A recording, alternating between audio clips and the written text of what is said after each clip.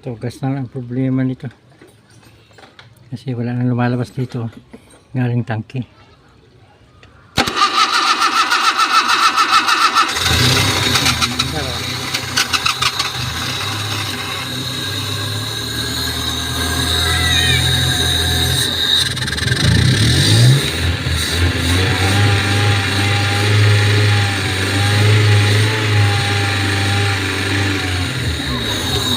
Dapat may lalabas dyan galing tangke, wala.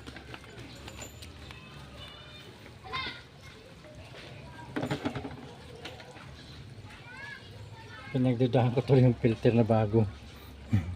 Sabi ko, bagong bago, paano magkaka-difference ito? Yun pala, wala ng gas. Hindi na umabot yung fuel pump sa gas, nakatagilid eh. Saka isang galon lang yan. Okay na to, gas na lang kulang.